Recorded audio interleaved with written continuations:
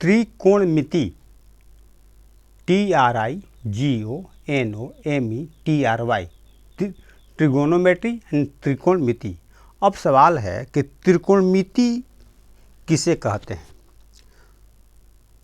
अंग्रेजी शब्द ट्रिगोनोमेट्री की उत्पत्ति ग्रीक शब्दों ट्राई जिसका अर्थ होता है तीन, गॉन जिसका अर्थ होता है भुजा और मेट्रॉन जिसका अर्थ होता है माप, यानी कि तीन भुजाओं की माप को क्या कहते हैं, त्रिकोणमिति कहते हैं। तीन भुजाओं के माप को क्या कहते हैं, त्रिकोणमिति कहते हैं। अंग्रेजी शब्द ट्रिगोनोमेट्री की उत्पत्ति जो है ग्रीक शब्द ट्राई जिसका अर्थ होता है तीन, गॉन जिसका अर्थ होता है भुजा और मेट्रॉन जिसका अर्थ होता है माप से की गई है, यानी कि तीन भुजाओं को माप, तीन भुजाओं की माप। तो ट्रिगोनोमेट्रिक रेशियो इसको कहते हैं आधार, इसको कहते हैं कर्ण, इसको कहते हैं लंब। इंग्लिश में हाइपोटेनस, परपेंडिकुलर और बेस कहते हैं। इसको कर्ण कहते हैं, इसको लंब कहते हैं, इसको आधार कहते हैं। तो कर्ण किसे कहते हैं, कर्ण किसे कहते हैं, यानी कि समकोण के सामने के भुजा को कर्ण कहा जाता है। ये समकोण कहते हैं, समकोण मीन्स 90 डिग्री, जिसको राइट एंगल इंग्लिश में कहते हैं।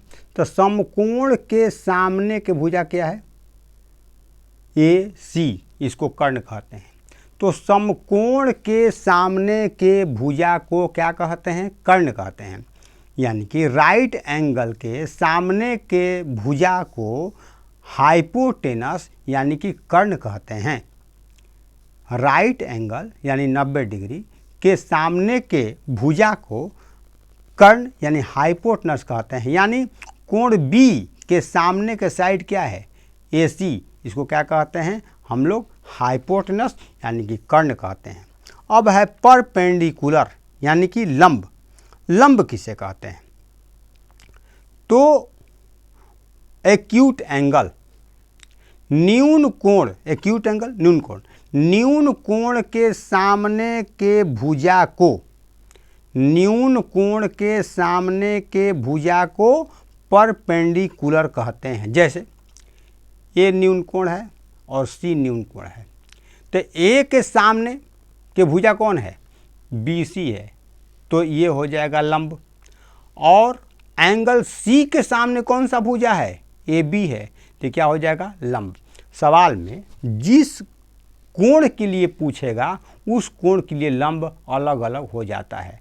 यदि A के लिए पूछेगा तो A के लिए लंब जो है BC हो जाएगा, C के लिए पूछेगा तो AB हो जाएगा, तो C के लिए AB लंब है एंड A के लिए BC लंब है। परपेंडिकुलर यानी लंब, न्यून कोण एक्यूट एंगल, न्यून कोण के सामने के साइड को, भुजा को परपेंडिकुलर कहते हैं। जैसे 4A, A के लिए BC लंब है, परपेंडिकुलर है, और 4C, C के लिए AB परपेंडिकुलर है। बेस यानी कि आधार, आधार किसे कहते हैं, परपेंडिकुलर यानी कि लंब, लंब जिस भुजा पर, साइड में भुजा, लंब जिस भुजा पर खड़ा रहता है उसे बेस कहते हैं। परपेंडिकुलर जिस साइड पर स्टैंड रहता है उसे क्या कहते हैं, बेस कहते हैं, आधार कहते हैं। मान लीजिए एंगल A के लिए परपेंडिकुलर ये है यानी कि लंब ये है, कर्ण ये है, आधार ये है, ये कर्ण हो गया। और एंगल A, कोण A के लिए लंब क्या हो जाएगा, B एंड C, BC। तो बेस क्या हो जाएगा, आधार क्या हो जाएगा, आधार हो जाएगा AB। एंगल A के लिए AB बेस है यानी आधार है। और एंगल सी के लिए परपेंडिकुलर लंब ये है, तो BC क्या हो जाएगा, आधार हो जाएगा। BC क्या हो जाएगा, आधार हो जाएगा। ये हमेशा आदमी कन्फ्यूजन करता है कि किस कोण के लिए सवाल जो है आएगा, तो कोण A के लिए, तो कोण A के लिए जो है लंब ये हो जाएगा, आधार ये हो जाएगा। C के लिए लंब ये हो जाएगा, आधार ये हो जाएगा। C के लिए लंब AB हो जाएगा, आधार BC हो जाएगा।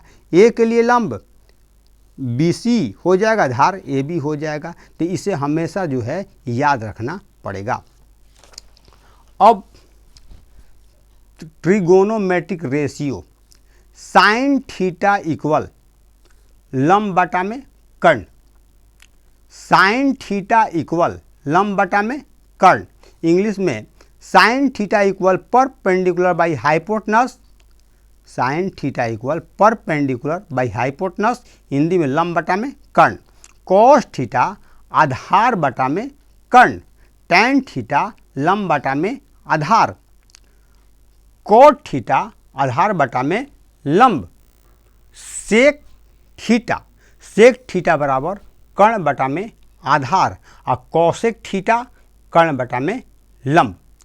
तो इसे याद करना होगा, साइन थीटा लंब बटा में कर्ण, कॉस थीटा आधार बटा में कर्ण, टैन थीटा लंब बटा में आधार, कोट थीटा आधार बटा में लंब, कोट थीटा आधार बटा में लंब,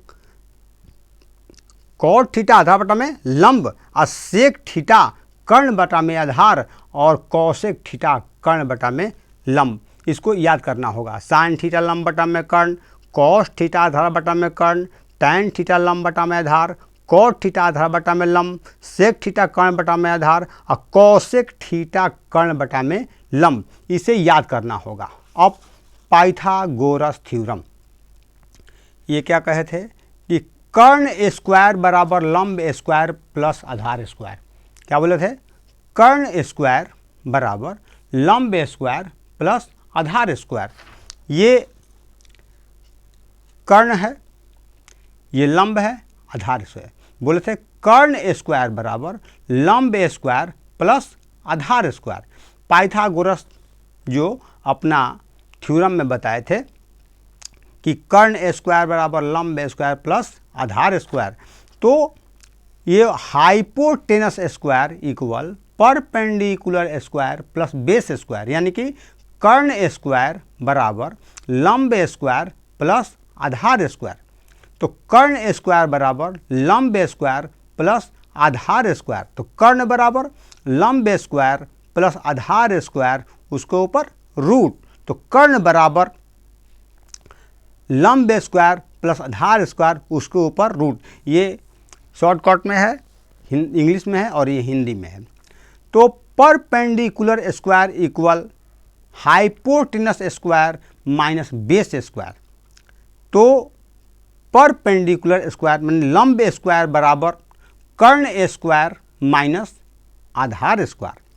कर्ण स्क्वायर बराबर लंब परपेंडिकुलर लंब स्क्वायर बराबर कर्ण स्क्वायर माइनस आधार स्क्वायर, लंब बराबर कर्ण स्क्वायर माइनस आधार स्क्वायर, उसके ऊपर root. Base square equal hypotenuse square minus perpendicular square, मतलब आधार स्क्वायर बराबर कर्ण स्क्वायर माइनस लंब स्क्वायर। तो आधार बराबर कर्ण स्क्वायर माइनस लंब स्क्वायर, उसके ऊपर रूट। तो इसमें आप लोगों को क्या याद करना पड़ेगा, कर्ण बराबर लंब स्क्वायर प्लस आधार स्क्वायर, उसके ऊपर रूट। लंब बराबर कर्ण स्क्वायर माइनस आधार स्क्वायर, उसके ऊपर रूट। और आधार बराबर कर्ण स्क्वायर माइनस लंब स्क्वायर, उसके ऊपर रूट। यदि आप लोग इतना याद कर लेते हैं तो सवाल बनाने में आप लोगों को आसानी होगी, और जितना जल्द याद करिएगा उतना जल्दी ही आप लोगों को सवाल समझ में आ जाएगा। इसलिए सबसे पहले आप साइन, कॉस, टैन, कॉट, सेक, कौशिक याद कर लीजिएगा। उसके बाद कर्ण बराबर लंब स्क्वायर प्लस आधार स्क्वायर, उसके ऊपर रूट। लंब बराबर कर्ण स्क्वायर माइनस आधार स्क्वायर, उसके ऊपर रूट। आधार बराबर कर्ण स्क्वायर माइनस लंब स्क्वायर, उसके ऊपर रूट। जब आपको अच्छा से याद हो जाएगा तब लाइक, सब्सक्राइब, शेयर और बेल आइकन को दबाना नहीं भूलिएगा।